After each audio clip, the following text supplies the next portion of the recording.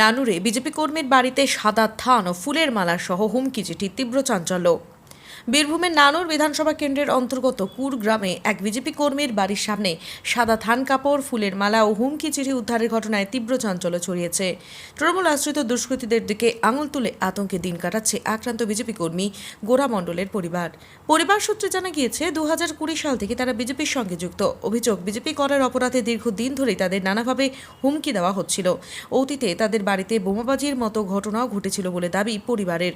সাম্প্রতিক সময়ে রাজনৈতিক পট পরিবর্তনের পর ফের তাদের টার্গেট করা হয়েছে। গতকাল সকালে গোরা মণ্ডলের পরিবারের সদস্যরা দেখতে পান বাড়ির দরজার সামনে একটি সাদা থান কাপড়, ফুলের মালা এবং একটি হুমকি চিঠি লিখে যাওয়া হয়েছে। চিরকুটে লেখা ছিল প্রাণনাশের পরোক্ষ হুমকি। পরিবারের সদস্য জানান, আমরা 2020 সাল থেকে বিজেপির সঙ্গে যুক্ত, সেই কারণে আমাদের ক্রমাগত ভয় দেখানো হচ্ছে। সকালে দরজার সামনে এই ধরনের জিনিস দেখে আমরা ভীষণ আতঙ্কে রয়েছি। আমরা চাই পুলিশ দোষীদের অবিলম্বে চিহ্নিত করে গ্রেফতার করুক। ঘটনার পরেই নানুর থানায় খবর দেওয়া হয়। পুলিশ দ্রুত ঘটনাস্থলে পৌঁছে সাদা থান, মালা এবং চিঠিটি উদ্ধার করে নিয়ে যায়। নানুর থানার তরফে জানানো হয়েছে, পুরো বিষয়টি খতিয়ে দেখে তদন্ত শুরু করা হয়েছে। তবে এই ঘটনায় এখনও পর্যন্ত কাউকে গ্রেফতার করা সম্ভব হয়নি। স্থানীয় বিজেপি নেতৃত্বের অভিযোগ, বিরোধীদের মনে ভয় সৃষ্টি করতেই তৃণমূল আশ্রিত দুষ্কৃতীরা এই ধরনের নৃশংস মনস্তাত্ত্বিক চাপ সৃষ্টি করছে। যদিও স্থানীয় শাসক দলের পক্ষ থেকে সমস্ত অভিযোগ অস্বীকার করে দাবি করা হয়েছে এটি তাদের দলের ভেতরের বা ব্যক্তিগত কোনো বিবাদের জের হতে পারে, যার সাথে দলীয় রাজনীতির সম্পর্ক নেই। ঘটনা রাত্রে অন্ধকারে কি করে জানবো। সকালবেলা উঠে দেখলাম থান আর ফুলের মালা দেওয়া পাঁচিরে। কারা করেছে? তৃণমূল কি করবে, আবার কারা করবে? আমরা বিজেপি, আমাদের নিয়ে 20 সাল থেকে জ্বলাচ্ছে এরকম করে। বিজেপি করি, আমার স্বামী বিজেপি করে। ক্ষমতায় থাকলে কি হবে? রাতের অন্ধকারে সবাই সবার ক্ষমতা কি বুঝতে পারে কার ক্ষমতা আছে? রাতের অন্ধকারে করেছে তো, চোখের সামনে তো করে নাই। হ্যাঁ, পুলিশ এসেছিল। ভয় কি লাগছে এখনো? তা ভয় তো লাগবেই, ভয় লাগবে না? মানুষকেই তো ভয়, জানোয়ার দিকে তো ভয় নেই। জন্তু জানোয়ার দিকে ভয় আছে? মানুষকেই তো ভয়। পিছু থেকে সবাই ছুরি মারতে পারে, সামনে থেকে কেউ মারতে পারবে না। বলছি তো 20 সাল থেকে আমাকে জ্বলাচ্ছে। আমার দোকান লুট করে দিল, আমার ছেলেকে পড়াশোনা বঞ্চিত করলো, পড়াশোনা করতে পেলো না। আমার নাম কৃষ্ণ মণ্ডল। এগুলো তো মানে রাজনৈতিক হিংসা, তাছাড়া আবার কি রাজনৈতিক হিংসার কারণে বা হুমকি।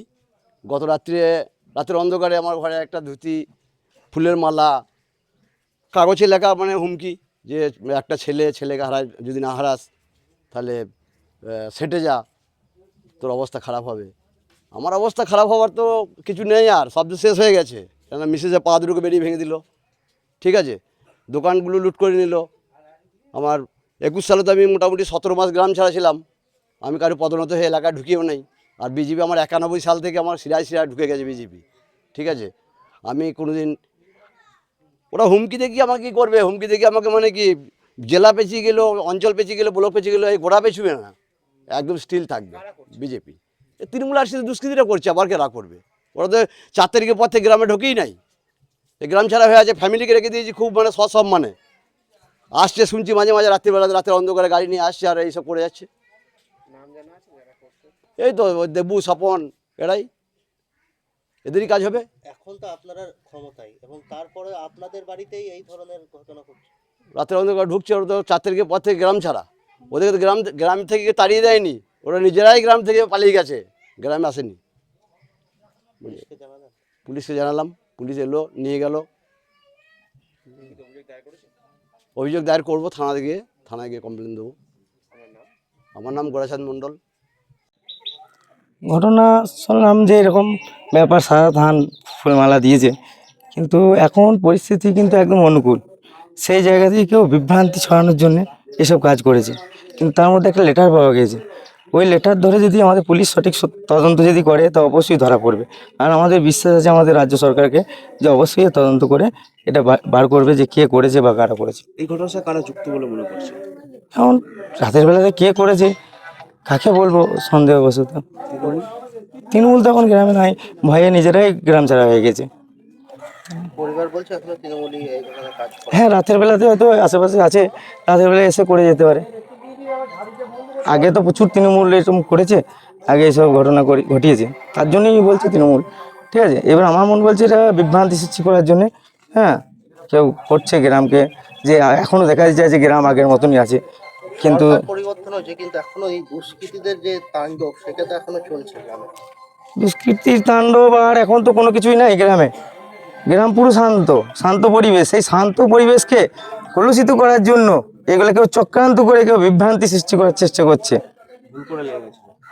আপনার নাম? তার তদন্ত করে পুলিশ বের করবে। আমার নাম রামকৃষ্ণ মণ্ডল, আমি নানু 3 নম্বর মণ্ডলের সভাপতি।